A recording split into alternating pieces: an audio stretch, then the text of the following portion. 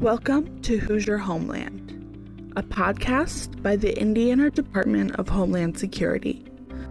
This podcast is where we discuss and explore the latest news and insights in the world of emergency management and public safety.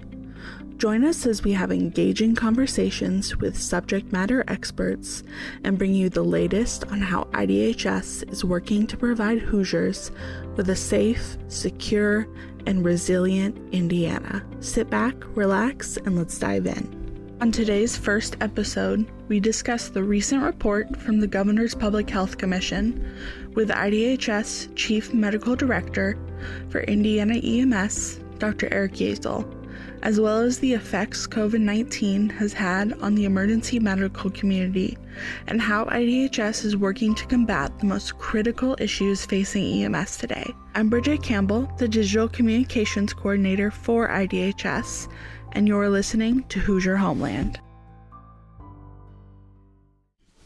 Thank you so much for coming to talk with us on this important issue. Thank you for having me here. You're exactly right. It's a really important time for EMS in our state.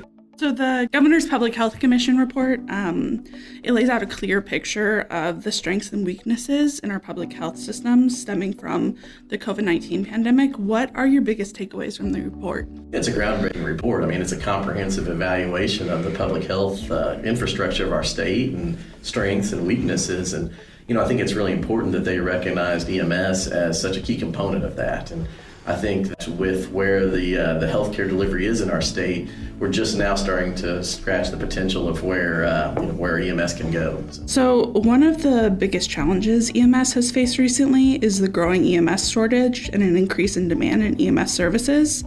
Indiana EMS runs have doubled. However, the number of ambulances and EMS providers has decreased in that same time. Obviously, this is a really big issue, has a lot of different angles and solutions to look at, but I am wondering, what do you see as the most pressing factors that have led to where we are now? Yeah, you're absolutely right. And I think every single sector is talking about their workforce issues, but I really think we need to stress that we're above and beyond just a shortage. I mean, we're at critical, if not catastrophic levels of shortages. And you don't have to be an economist to say, you've got runs that are almost doubling with a decreasing workforce.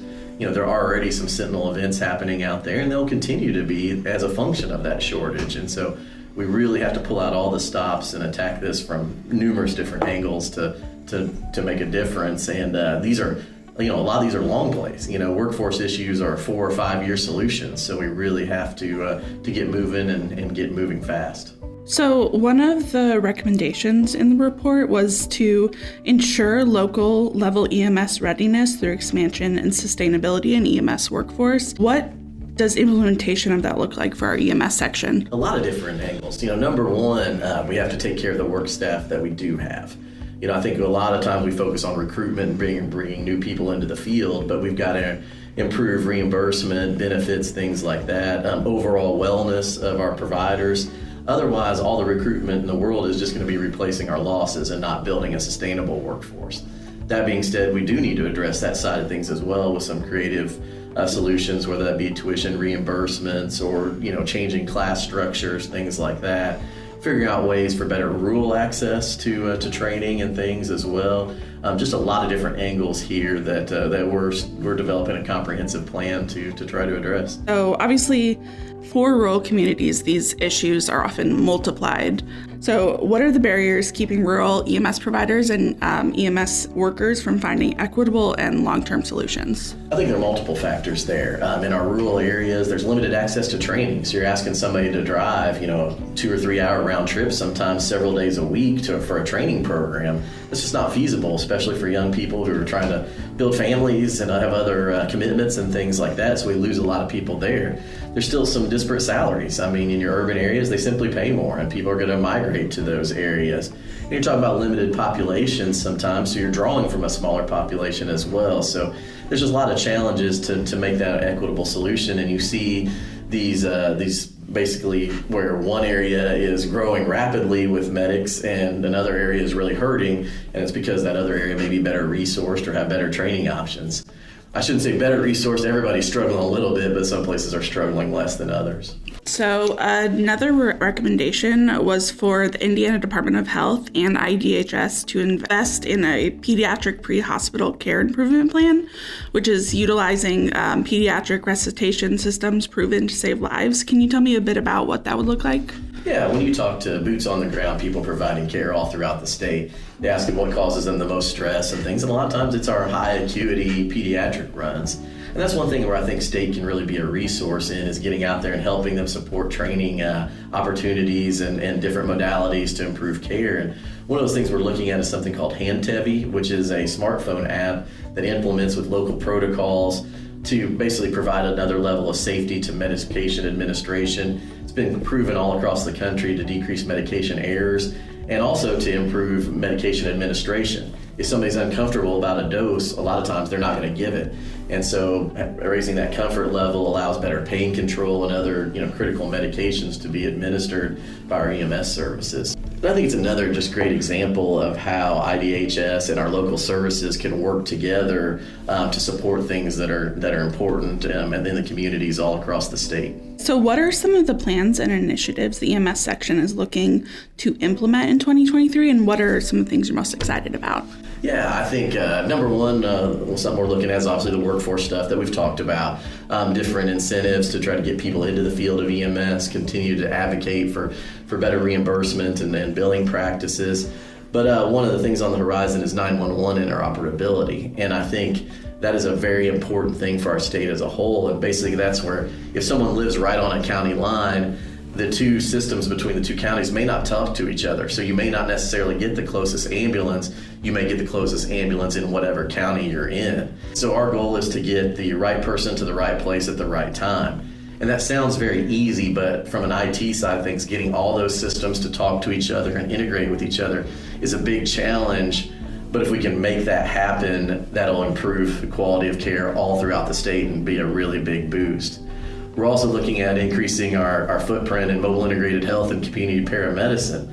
And that's basically where our EMS systems are delivering care at the home of individuals and some of our most vulnerable individuals. And we're seeing a lot more focus on that, whether that be grant funding to help some of our community start programs, helping some of our other more established programs, kind of push the envelope and do some new creative things.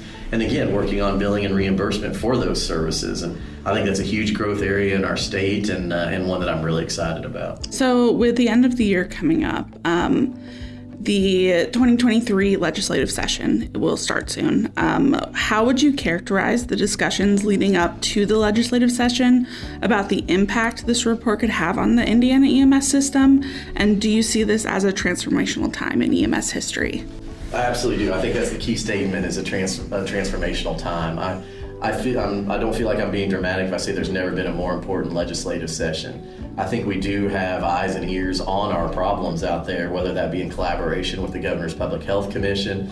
The Behavioral Health Commission released a report that EMS has a role in. We had our American College of Surgeons trauma review, again, recognizing the role of EMS. There are just so many facets across the state that recognize for us to reach our potential as a state healthcare system, a robust EMS system is key to that. And we have, a lot of great legislative champions out there for our cause, but we're starting to bring more and more into the fold as they realize the importance of EMS and the role that EMS can play in a lot of healthcare solutions across our state.